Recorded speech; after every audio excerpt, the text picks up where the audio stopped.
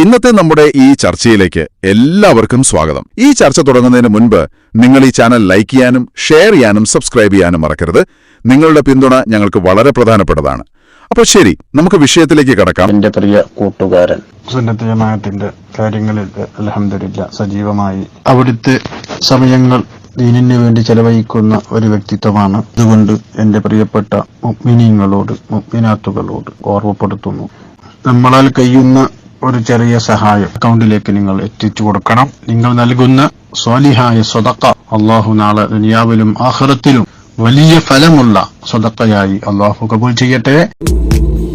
നേതാവേ അങ്ങേ കുസലാം, അഹ്ലൻ സഹ്ലൻ ഖമറസമാൻ, ലെങ്കും പൂമുഖം പൂങ്കമറേ, ഉമ്മത്തിനൊത്തൊരു നായകരേ.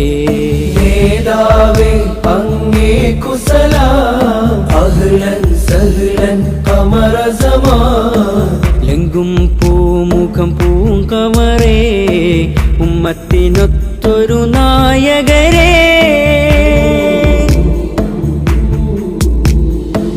താരങ്ങൾ കളിയാടുന്ന ആകാശം, അമറില്ലേലതിലുണ്ടോ ചന്തം. താരങ്ങൾ കളിയാടുന്ന ആകാശം, അമറില്ലേൽ അതിനുണ്ടോ ചന്തം. നേതാവേ അങ്ങുടെ ഈ വരവ് എന്തൊരു ആരവമാ സുൽത്താനേ.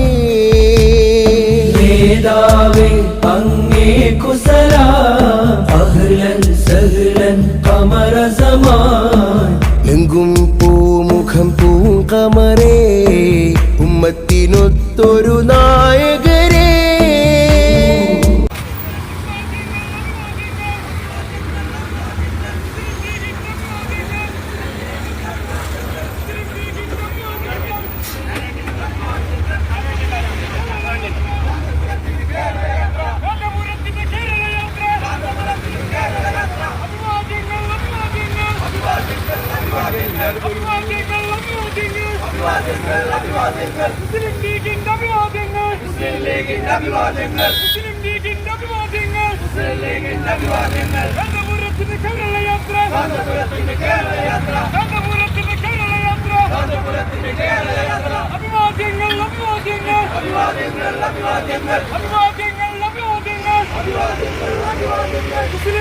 ഞങ്ങള് പൊതുവെ ഈ കാന്തപുരം വിഭാഗമൊക്കെ ആയിട്ട് നേതാക്കന്മാരൊക്കെ ആയിട്ടുള്ള ഇങ്ങനെ വ്യക്തിബന്ധം എങ്ങനെയാണ്? ഞാന് എന്താന്നറിയില്ല, നമ്മള് ഒരിക്കലും ചിന്തിക്കാത്ത തരത്തില് ഒരു 10-12 വർഷം കാന്തപുരം ഉസ്താദ്, അദ്ദേഹത്തിന് നല്ല ഓർമ്മയുള്ള ആളാണ്. ആരോഗ്യപരമായിട്ടൊക്കെ നല്ല, ഇപ്പോഴും അദ്ദേഹത്തിന് അല്ലാഹു ആഫിയത്തും ദീർഘായുസ്സും അല്ലാഹു നൽകട്ടെ.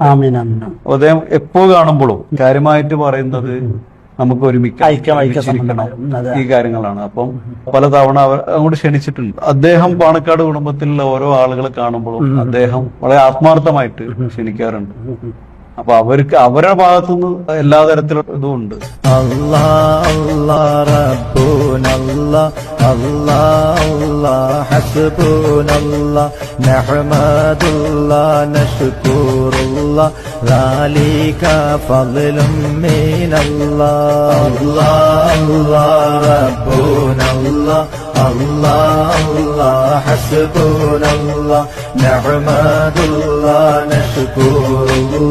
ذلك فضل من الله لما ظهر تاج الكبرى كنز الفقراء غوث البشر زين الملل عين العدل جمل الليل عم البشرى. അഭിമന്യരായ സുൽത്താനുൽ ഉലമയുടെ നേതൃത്വത്തിൽ ബദറു സാദാത്തിന്റെയും പേരോട് ഉസ്താദിന്റെയും നേതൃത്വത്തിൽ ഈ പ്രയാണം ആരംഭിച്ചത് ചരിത്രമുറങ്ങുന്ന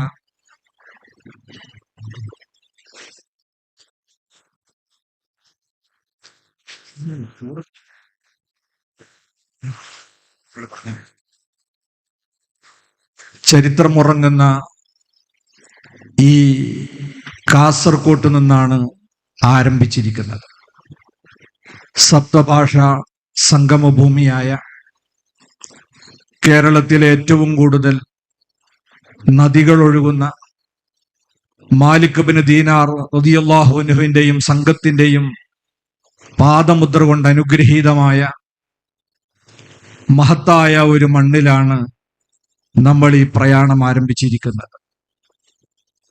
മനുഷ്യർക്കൊപ്പം എന്ന അതിമഹത്തായ പ്രമേയത്തെ സംബന്ധിച്ച് നമ്മൾ ആലോചിക്കുമ്പോൾ മനുഷ്യൻ എന്ന് പറയുന്നത് ഈ ഭൂമി ലോകത്തെ ഏറ്റവും ഉത്കൃഷ്ടരായ ഒരു വിഭാഗമാണ്. കെമിസ്ട്രി പറയുന്ന വെറും ദ്രവ്യമല്ല മനുഷ്യൻ. ബയോളജി മുന്നോട്ട് വെക്കുന്ന വെറും ജീവിയുമല്ല. ശരീരവും ആത്മാവും ചേർന്ന വിശേഷ ബുദ്ധിയുള്ള പ്രത്യേക ലക്ഷ്യത്തിനു വേണ്ടി സൃഷ്ടിക്കപ്പെട്ട ഒരു വിഭാഗമാണ് മനുഷ്യർ. അതുകൊണ്ട് തന്നെ അല്ലാഹു സുബ്ഹാനഹു വ തആല ഏറെ ബഹുമാനം കൽപ്പിച്ച ഒരു വിഭാഗമാണ് മാനവ സമൂഹം. വലഖദ് കറംന ബനി ആദം, മനുഷ്യരെ നാം ആദരിച്ചിരിക്കുന്നു. ആ ആദരവ് മനുഷ്യർക്ക് പല രീതിയിലുമുണ്ട്. അതിന്റെ ഒരു ഭാഗമാണ് വഹമൽനാഹും ഫിൽ ബർരി വൽ ബഹർ, കടലിലും കരയിലും നമ്മൾ അവനെ യാത്ര ചെയ്യിപ്പിക്കുകയാണ്. അതൊരു യന്ത്രങ്ങൾ ഉണ്ടാക്കി ഉപയോഗിക്കുകയും അതുവഴി ജീവിതത്തിൽ വമ്പിച്ച പുരോഗതികൾ കൈവരിക്കുകയും ചെയ്തവരാണ് മനുഷ്യർ. ഇങ്ങനെയെല്ലാം സവിശേഷതയുള്ള മനുഷ്യർ ഏറ്റവും വലിയ സാമൂഹ്യ ജീവി കൂടിയാണ്. അതുകൊണ്ട് തന്നെ മനുഷ്യർക്ക് അവരെ പ്രത്യേകമായ ഒരു ലക്ഷ്യത്തിന് വേണ്ടിയാണ് അവരെ പടക്കപ്പെട്ടിട്ടുള്ളത്. വെറുതെയല്ല ഒരു മനുഷ്യനെ അള്ളാഹു ഭൂമിയിലേക്ക് സൃഷ്ടിച്ചയച്ചത്. വിശുദ്ധ ഖുർആൻ പറയുന്നുണ്ട്, വൈദ് ഖാല റബ്ബുക ലിൽ മലായികത്തി ഇന്നി ജാഇലുൻ ഫിൽ അർളി ഖലീഫ. മാലാകമാരോട് മനുഷ്യ സൃഷ്ടിപ്പിന്റെ ലക്ഷ്യത്തെക്കുറിച്ച് അള്ളാഹു പറഞ്ഞിട്ടുണ്ട്. മനുഷ്യരെ ഭൂമിയിലേക്ക് നിയോഗിക്കുന്നത് അള്ളാഹുവിന്റെ പ്രതിനിധികളായാണ്. അള്ളാഹുവിന്റെ പ്രവിശാലമായ ഈ പ്രപഞ്ചത്തിൽ ഭൂമി എന്ന് പറയുന്ന ഗോളത്തിൽ അള്ളാഹുവിന്റെ ആസ്തിക്യത്തെ ഉദ്ഘോഷിക്കുവാനും അവന്റെ നിയമങ്ങൾ അനുസരിച്ച് ജീവിക്കുവാനും കടപ്പെട്ടവനാണ് മനുഷ്യൻ. അതാണ് ഭൂമിയിലേക്ക് മനുഷ്യരെ നിയോഗിച്ചതിന്റെ പ്രധാനപ്പെട്ട ലക്ഷ്യം. അതുകൊണ്ട് തന്നെ സ്രഷ്ടാവിന്റെ സാന്നിധ്യത്തെക്കുറിച്ചറിയുകയും അത് വിളിച്ചു പറയുകയും ചെയ്യുക എന്നത് മനുഷ്യരുടെ ഏറ്റവും പ്രധാനപ്പെട്ട ഒരു ദൗത്യമാണ്. അതൊരു തിരിച്ചറിവ് കൂടിയാണ്. കാരണം ഈ അതിമഹത്തായ ഭൂമി എന്ന് പറയുന്ന നാം അധിവസിക്കുന്ന ഈ ഗോളവും ഈ പ്രപഞ്ചം മുഴുവനും അത് വെറുതെ ഉണ്ടായതാണ് നമുക്ക് പറയാൻ കഴിയില്ല. ഇവിടെ നമ്മൾ നിരീക്ഷിക്കുകയാണെങ്കിൽ തികഞ്ഞ ആസൂത്രണത്തോടെയാണ് ഈ പ്രപഞ്ചത്തെ സൃഷ്ടിക്കപ്പെട്ടതായി നമ്മൾ കാണുന്നത്. അതുപോലെ ആസൂത്രിതമായി തന്നെയാണ് ഇത് നിയന്ത്രിക്കപ്പെട്ടുകൊണ്ടിരിക്കുന്നതും. ആസൂത്രിതമായി നിർമ്മിക്കുകയും നിയന്ത്രിക്കപ്പെടുകയും ചെയ്തതിന്റെ പിന്നിൽ ഒരു സൂത്രധാരനുണ്ട് എന്ന യാഥാർത്ഥ്യം നമ്മൾക്ക് തിരിച്ചറിയേണ്ടതുണ്ട്. ദാലികുമുല്ലാഹു റബ്ബുക്കും ലാ ഇലാഹ ഇല്ലാ ഹുവ ഖാലിഖു കുല്ലി ശൈഇൻ ഫഅ്ബുദൂ. അവനാണ് നിങ്ങളുടെ റബ്ബ്. അവനല്ലാതെ നിങ്ങൾക്ക് ഒരാരാധ്യനില്ല. കാരണം അവനാണ് സർവചരാചരങ്ങളുടെയും സ്രഷ്ടാവ്. അതുകൊണ്ട് തന്നെ ഈ പ്രപഞ്ചത്തെ സൃഷ്ടിച്ചവനാരോ അവന്റെ മുമ്പിലാണ് മനുഷ്യർ അവന്റെ പരമമായ അങ്ങേയറ്റത്തെ ആദരവും ബഹുമാനവുമാകുന്ന ആരാധന പ്രകടിപ്പിക്കേണ്ടത്. സൃഷ്ടിജാലങ്ങൾ ഒരിക്കലും അങ്ങേയറ്റത്തെ ബഹുമാനത്തിന് അർഹരല്ല. അവരൊക്കെ സൃഷ്ടികളാണ്. അവരില്ലാത്തൊരു കാലമുണ്ടായിരുന്നു. അവരെയും ഇവിടെ പടക്കപ്പെട്ടതാണ്. അതുകൊണ്ട് സ്രഷ്ടാവിനെ പരമമായി ആദരിക്കുകയും ബഹുമാനിക്കുകയും ആരാധിക്കുകയും ചെയ്യുക എന്ന മനുഷ്യന്റെ ദൗത്യത്തെക്കുറിച്ചാണ് ഇസ്ലാം ആദ്യമായവനോട് പറയുന്നത്. അതേ സമയത്ത് ഈ ഭൂമിയെയും ഭൂമിയിലുള്ള സർവ്വ ജീവജാലങ്ങളെയും മനുഷ്യർക്ക് വേണ്ടിയാണ് പടക്കപ്പെട്ടത്. ഖലഖലകും മാ ഫിൽ അർളി ജമീഅ. ഭൂമിയിലുള്ളതെല്ലാം മനുഷ്യരെ നിങ്ങൾക്ക് വേണ്ടി സൃഷ്ടിച്ചിട്ടുള്ളതാണ്. വൽ അർള വളഅഹാ ലില്ലനാം. ഈ ഭൂമി മനുഷ്യർക്ക് വേണ്ടി സംവിധാനിച്ചിട്ടുള്ളതാണ്. അതുകൊണ്ട് തന്നെ മനുഷ്യേതര ജീവജാലങ്ങളെയൊക്കെ അള്ളാഹു സൃഷ്ടിച്ചത് നമുക്ക് വേണ്ടിയാണെങ്കിൽ നമ്മെ അള്ളാഹു പടച്ചിരിക്കുന്നത് അത് അള്ളാഹുവിന് വേണ്ടിയാണ്. അഥവാ വമാ ഖലഖതുൽ ജിന്ന വൽ ഇൻസ ഇല്ലാ ലിയഅ്ബുദൂൻ. സ്രഷ്ടാവായ അള്ളാഹുവിനെ ആരാധിക്കുക അവന്റെ നിയമങ്ങളനുസരിച്ച് അച്ചടക്കത്തോടെ ജീവിക്കുക എന്നതാണ് മനുഷ്യനെ ഭൂമിയിൽ ഏൽപ്പിക്കപ്പെട്ടിട്ടുള്ളത്. അതേസമയം ഭൂമിയിലുള്ള സർവ്വ ജീവജാലങ്ങളും മനുഷ്യരുടെ കൂടി നിലനിൽപ്പിന് ആവശ്യമുള്ള കാരണത്താൽ അതിനെല്ലാം ഇവിടെ നിലനിർത്തി കൊണ്ടുപോകുക എന്നതും മനുഷ്യന്റെ കടമയാണ്. വമാ മിൻ ദാബ്ബത്തിൻ ഫിൽ അർളി വലാ ത്വാഇരിൻ യതീറു ബിജനാഹിഹി ഇല്ലാ ഉമമുൻ അംസാലുക്കും. പ്രവാചകന്മാരെ നിയോഗിക്കുകയും എന്നിട്ട് ഫമൻ ശാഅ ഫല്യുമിൻ വമൻ ശാഅ ഫല്യക്ഫുർ, താല്പര്യമുള്ളവർ ഈമാൻ ഉൾക്കൊള്ളട്ടെ, താല്പര്യമില്ലാത്തവർക്ക് നിരാകരിക്കാം. പക്ഷേ നിരാകരിക്കുന്നതിനെ അള്ളാഹു ഇഷ്ടപ്പെടുന്നില്ല. അള്ളാഹു ഇഷ്ടപ്പെടുന്നത് അള്ളാഹുവിന്റെ ആസ്തിക്യത്തെ അറിഞ്ഞ് അവനെ വഴങ്ങി ജീവിക്കുന്നവരെയാണ്. പക്ഷേ എല്ലാവരും ഇതിലേക്ക് തന്നെ വരണമെന്ന് അള്ളാഹു നിർബന്ധിക്കുകയോ നമ്മളോട് അങ്ങനെ ഒരു ദൗത്യം ഏൽപ്പിക്കുകയോ ചെയ്തിട്ടില്ല. ഈ വൈവിധ്യങ്ങളെ നിലനിർത്തിക്കൊണ്ട് തന്നെയാണ് മനുഷ്യരെ നമ്മൾ ഒപ്പം ചേർത്ത് മുന്നോട്ട് പോകേണ്ടത്. നമുക്കറിയാം, ഈ വൈവിധ്യത്തിലാണ് അള്ളാഹുവിന്റെ പരീക്ഷണവും പരീക്ഷയുമൊക്കെ ഇവിടെ നടക്കുക. എല്ലാം ഏകശിലാത്മകമായ ഒരു രീതിയിലാണെങ്കിൽ പിന്നെ നമുക്ക് അള്ളാഹു ഖിയാറ് തന്നതിന്, ഫ്രീ വില്ല് നൽകിയതിന്, സ്വേഷ്ടപ്രകാരം തിരഞ്ഞെടുക്കാനുള്ള അവകാശം നൽകിയതിന് അർത്ഥമുണ്ടാവുകയില്ല. അതുകൊണ്ട് തന്നെ ഈ ഇഹലോകത്തിന്റെ പുരോഗതി ഈ വൈവിധ്യങ്ങളിലാണ്. ഇവിടെ നമുക്കറിയാം, ഒരു വേള പെരുന്നാൾ കടന്നു വരുന്നു, നല്ല കച്ചവടം നടക്കുകയാണ്. അത് കഴിയുമ്പോഴേക്കും ഓണം വരുന്നു, ക്രിസ്മസ് വരുന്നു. ഈ വൈവിധ്യങ്ങളില്ലെങ്കിൽ ഇവിടെ കച്ചവടം പുരോഗതിക്കുകയില്ല, ഇവിടെ മറ്റുള്ള ഭൗതികമായ വികസനം ഉണ്ടാവുകയില്ല. എല്ലാവരും ഒരേ ആശയക്കാർ, ഒരേ താല്പര്യക്കാർ, ഒരേ സംസ്കാരക്കാരാണെങ്കിൽ അന്ന് ഈ ലോകം മുരടിച്ചു പോകും. അതുകൊണ്ട് തന്നെയാണ് മുഹമ്മദ് നബി സല്ലല്ലാഹു അലൈഹി വസല്ലം മദീനയിലേക്ക് കടന്നു വന്ന് ഇസ്ലാമിക ഭരണ സംവിധാനം സ്ഥാപിച്ചപ്പോൾ ദസ്തൂറെ മദീന എന്ന പേരിൽ മദീന ചാപ്റ്റർ എന്ന് പറയുന്ന ഒരു ബഹുസ്വര സമൂഹത്തെ എങ്ങനെയാണ് മുന്നോട്ട് നയിക്കേണ്ടതെന്നതിന് ഉദാത്തമായ ഒരു മാതൃകയായി ലിഖിത രൂപത്തിൽ അവിടുന്ന് തയ്യാറാക്കിയ 52 ഗണ്ണികകളുള്ള അതിമഹത്തായ ഒരു വ്യവസ്ഥിതിയുണ്ട്. അതിൽ 25 കാര്യങ്ങൾ മുസ്ലിങ്ങളെ മാത്രം ബാധിക്കുന്നതാണെങ്കിൽ 27 ഗണ്ണികകൾ അമുസ്ലിങ്ങളെ കൂടി ബാധിക്കുന്നതായിരുന്നു. എങ്ങനെയാണ് വ്യത്യസ്തമായ മനുഷ്യരെ ഒരു രാഷ്ട്രത്തിന്റെ കീഴിൽ ചേർത്ത് നിർത്തി മുന്നോട്ട് പോകേണ്ടത് എന്നതിന്റെ ഏറ്റവും വലിയൊരു ഉദാഹരണമാണ് നബി സല്ലല്ലാഹു അലൈഹി വസല്ലം മദീനയിൽ നടപ്പാക്കിയ അവിടുത്തെ ഭരണ സംവിധാനം. നമ്മുടെ ഇന്ത്യ രാജ്യവും കാത്തു സൂക്ഷിച്ചു പോന്നിരുന്നത് ആ ബഹുസ്വരതയെ തന്നെയാണ്. ഇന്ത്യ എന്ന് പറയുന്നത് അതിമഹത്തായ ഒരു ഭൂപ്രദേശമാണ്. ആദ്യകാലത്ത് അൽ ഹിന്ദ് എന്നോ ഇന്ത്യ എന്നോ പറഞ്ഞാൽ ഇന്ന് നമ്മുടെ സങ്കല്പത്തിലുള്ള ഒരു ഭൂഭാഗമായിരുന്നില്ല. മറിച്ച് ബംഗാൾ ഉൾക്കടൽ, അറബിക്കടൽ, ഇന്ത്യൻ മഹാസമുദ്രം എന്ന് പറയുന്ന 3 സമുദ്രത്താൽ ചുറ്റപ്പെട്ട ഒരു ഉപഭൂഖണ്ഡത്തിന്റെ പേരാണ് ഇന്ത്യ എന്ന് പറയുന്നത്. ഇത് വൈവിധ്യങ്ങളുടെ കലവറയാണ്. 1652 ലിപിയുള്ളതും ഇല്ലാത്തതുമായ ഭാഷകളുള്ള ഒരു ഭൂപ്രദേശമാണ്. വ്യത്യസ്തങ്ങളായ സംസ്കാരങ്ങളും വൈവിധ്യമാർന്ന കലാരൂപങ്ങളും അഭിരുചികളും ഭക്ഷണരീതികളും ആചാരങ്ങളുമുള്ള ആയിരക്കണക്കായ നാട്ടുരാജാക്കന്മാർ കൈവശം വെച്ചിരുന്ന ഒരു ഭൂപ്രദേശത്തിന്റെ പേരായിരുന്നു ഇന്ത്യ എന്ന് പറയുന്നത്. ഹിജ്റ 94 തന്നെ ഇസ്ലാമിന്റെ ഭരണ സംവിധാനം ഇന്ത്യയുടെ ഭാഗമായിരുന്ന സിന്ധിലും അതുപോലെ കറാച്ചിയിലുമൊക്കെ എത്തിച്ചേർന്നിരുന്നു. അതിനുശേഷം ഹിജ്റ 392 മഹ്മൂദ് ഗസ്നവിയുടെ വരവോടെയാണ് ഒരേകീകൃത ഇന്ത്യ എന്ന് പറയുന്ന സംവിധാനത്തിലേക്ക് നമ്മൾ വരുന്നത്. അത് കഴിഞ്ഞ് ശിഹാബുദ്ദീൻ ഗോറിയുടെയും സയ്യിദ് അടിമ വംശങ്ങളുടെയും അതുപോലെ ഖിൽജി വംശത്തിന്റെയും തുഗ്ലക്ക്, ലൂദി, മുഗളന്മാർ തുടങ്ങിയ മുസ്ലിം ഭരണ പരമ്പരകൾക്ക് ശേഷം അവിശാലമായ ഒരേകീകൃത ഇന്ത്യ എന്ന് പറയുന്ന രാജ്യം ഇവിടെ ഉണ്ടായി. ഏകദേശം 856 കൊല്ലക്കാലം മുസ്ലിമീങ്ങൾ ഈ രാജ്യം ഭരിച്ചിട്ടും അവരാരും ഈ രാജ്യത്തെ എന്തുകൊണ്ടാണ് ഒരു ഇസ്ലാമിക രാജ്യമായി ഇതിനെ പ്രഖ്യാപിക്കാതിരുന്നത്? ഇന്ത്യയുടെ കാലാവസ്ഥയും ഇന്ത്യയുടെ അവസ്ഥയും അങ്ങനെയായിരുന്നു.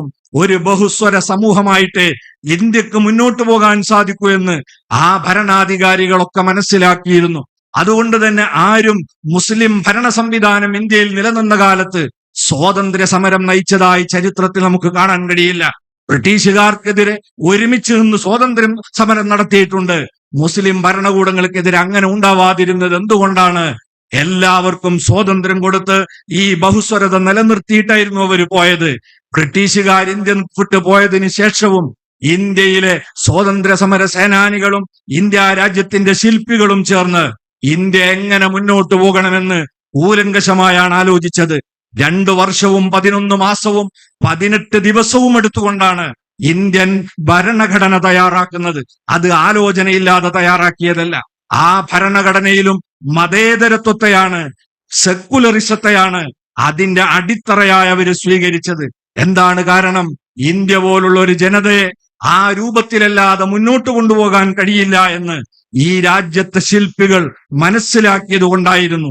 അതുകൊണ്ട് തന്നെ പാശ്ചാത്യ മതേതരത്വം എന്ന് പറയുന്നത് മതനിരാസമാണെങ്കിൽ ഇന്ത്യൻ മതേതരത്വം എന്ന് പറയുന്നത് ഉൾക്കൊള്ളലാണ്, എല്ലാ വിഭാഗത്തെയും ചേർത്തുപിടിക്കലാണ്. ആ രീതിയിലാണ് ഇന്ത്യയുടെ പാരമ്പര്യമെങ്കിൽ ആ സംവിധാനം ഇന്നും എന്നും ഇവിടെ നിലനിൽക്കണം എന്നാണ് കേരള മുസ്ലിം ജമാഅത്ത് ആവശ്യപ്പെട്ടുകൊണ്ടിരിക്കുന്നത്.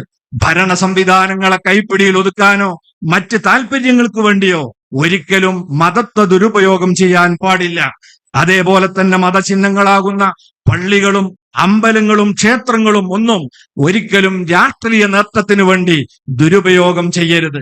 മനുഷ്യർ ഒരിക്കലും ഭിന്നിക്കാൻ പാടില്ല, അവരെ ചേർത്ത് നിർത്തി കൊണ്ടുപോകണം. വർഗീയത എന്ന് പറയുന്നത് ഒരു മഹാമാരിയാണ്. അത് ആദ്യമായി ഗ്രസിച്ചിറങ്ങുന്നത് മനുഷ്യരുടെ ഹൃദയത്തിലേക്കാണ്. വിദ്വേഷത്തിന്റെ അഗ്നിപർവ്വതങ്ങളാണ് അത് മനുഷ്യ മനസ്സുകളിൽ ഉണ്ടാക്കിയെടുക്കുക. അതുകൊണ്ട് തന്നെ ഹബീബ് സല്ലല്ലാഹു അലൈഹി വസല്ലം തങ്ങൾ പ്രഖ്യാപിച്ചൊരു കാര്യമുണ്ട്, ലൈസ മിന്നാ മൻ ദആ ഇലാ അസബിയ്യ, വർഗീയതയിലേക്ക് ക്ഷണിക്കുന്നവൻ നമ്മിൽപ്പെട്ടവനല്ല. വലൈസ മിന്നാ മൻ ഖാത്തല അലാ അസബിയ്യ, വർഗീയതയ്ക്ക് വേണ്ടി തല്ലുണ്ടാക്കാൻ പോകുന്നവൻ ഈ സമുദായത്തിൽ അംഗത്വമുള്ളവനല്ല. വലൈസ മിന്നാ മൻ മാത അലാ അസബിയ്യ, വർഗീയ സംഘടനത്തിന്റെ പേരിൽ അതിനുവേണ്ടി തുനിഞ്ഞിറങ്ങി കൊല ചെയ്യപ്പെട്ടവൻ ഒരിക്കലും രക്തസാക്ഷിയുടെ പരിവേഷത്തിന് അർഹനല്ല. അവൻ ഉമ്മത്തിന്റെ മെമ്പർഷിപ്പ് നഷ്ടപ്പെട്ടവനാണെന്നാണ് ഹബീബ് മുഹമ്മദ് മുസ്തഫ സ്വല്ലല്ലാഹു അലൈഹി വസല്ലം തങ്ങൾ പ്രഖ്യാപിച്ചിട്ടുള്ളത്. അതുകൊണ്ട് തന്നെ പുതിയ കാലം ഇന്ത്യ നേരിടുന്ന ഏറ്റവും വലിയ ഒരു സാമൂഹ്യ പ്രശ്നം മനുഷ്യർക്കിടയിൽ വർഗീയ ധ്രുവീകരണങ്ങൾ ഉണ്ടാവലാണ്. ഭാഷയുടെ പേരിലുണ്ട്, ദേശത്തിന്റെ പേരിലുണ്ട്, മതത്തിന്റെ പേരിലുണ്ട്, വർഗത്തിന്റെയും ജാതിയുടെയും പേരിലുണ്ട്. ഒരർത്ഥത്തിലുമുള്ള വർഗീയത ഇവിടെ നിലനിൽക്കാൻ പാടില്ല. അത് വ്യാപിച്ചു കഴിഞ്ഞാൽ മനുഷ്യർക്കിടയിൽ ചെറിയൊരു തീപ്പൊരി മതി അത് വലിയ അഗ്നിഗോളങ്ങളായി മാറാൻ. അതേപോലെ തന്നെ മനുഷ്യരെ, പാവപ്പെട്ടവരെയും നിരാലംബരെയും വീടുകളില്ലാത്തവരെയും എല്ലാവരെയും ചേർത്ത് പിടിച്ചുകൊണ്ടാണ് നമ്മൾ രാജ്യം മുന്നോട്ട് പോകേണ്ടത്.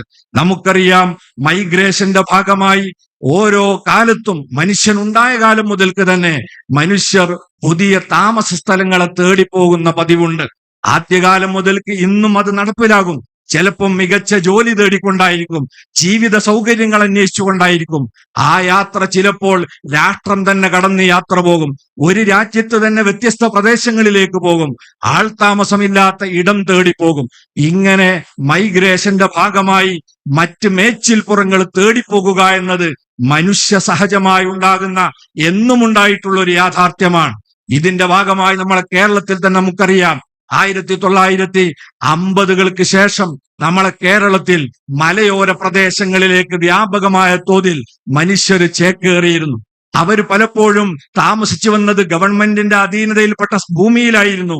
അത് വെട്ടിത്തെളിയിച്ച് കൃഷി ഇറക്കി അവിടെ അവർ വാസസ്ഥലം ഉറപ്പിച്ചപ്പോൾ നമ്മുടെ കേരളത്തിലെ മാറി മാറി വന്ന ഗവൺമെന്റ് അവരോട് സ്വീകരിച്ച സമീപനം എന്തായിരുന്നു?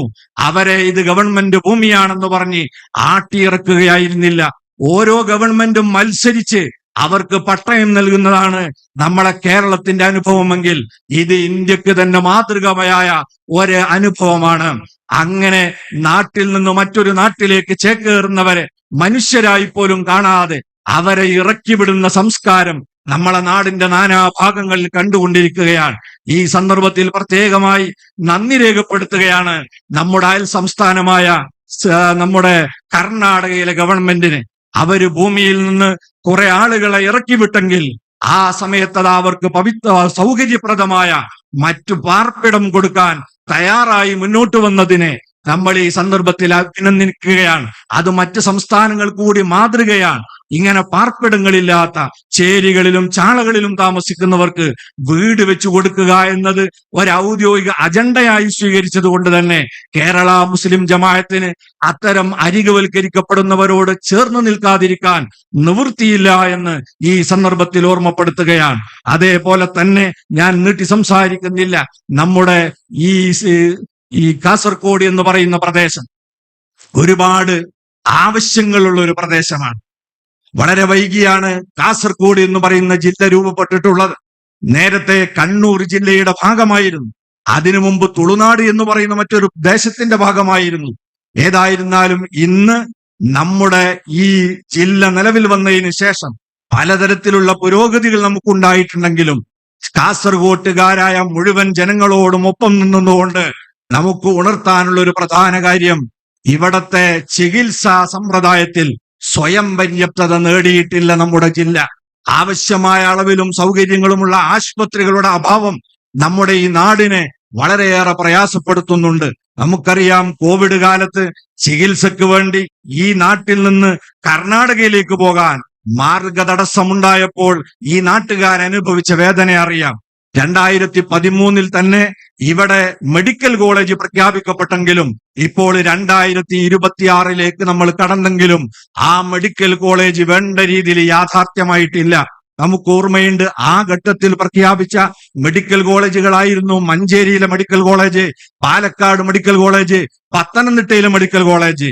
ഇത് മൂന്നും ഇന്ന് സാധ്യമായെങ്കിൽ ഇന്നും അതാ ജലരേഖയായി അല്പസ്വല്പം മുന്നേറിയിട്ടുണ്ടെങ്കിലും സമ്പൂർണ്ണ വിജയത്തിലേക്ക് ഈ ജില്ലയുടെ മെഡിക്കൽ കോളേജ് വളർന്നിട്ടില്ല. അതിനുവേണ്ടി ഗവൺമെന്റും ഇവിടുത്തെ ഭരണകൂടങ്ങളും അതേപോലെ തന്നെ ഇവിടെയുള്ള MP-മാരും MLA-മാരും എല്ലാവരും ഒന്നിച്ച് ശ്രമിക്കണമെന്ന് കാസർഗോട്ടുകാർക്ക് വേണ്ടി കേരള മുസ്ലിം ജമാഅത്തിന്റെ പേരിൽ അഭ്യർത്ഥിച്ചുകൊണ്ട് ഞാൻ എന്റെ എളിയ വാക്കുകൾ ഉപസംഹരിക്കുന്നു. വആഖിറു ദഅവാന അനിൽ ഹംദുലില്ലാഹി റബ്ബിൽ ആലമീൻ. അസ്സലാമു അലൈക്കും വറഹ്മത്തുള്ളാഹി. ഇത്തരം വാർത്തകളും വിശേഷങ്ങളും അറിയാൻ ഞങ്ങളുടെ ചാനൽ ഉടൻ തന്നെ സബ്സ്ക്രൈബ് ചെയ്യുക, ലൈക്ക് ചെയ്യുക, ഷെയർ ചെയ്യുക.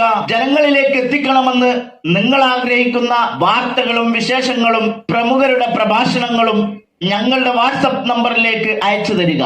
നന്മ വളരട്ടെ, തിന്മക്കെതിരെ നമുക്ക് ഒരുമിച്ച് നിൽക്കാം.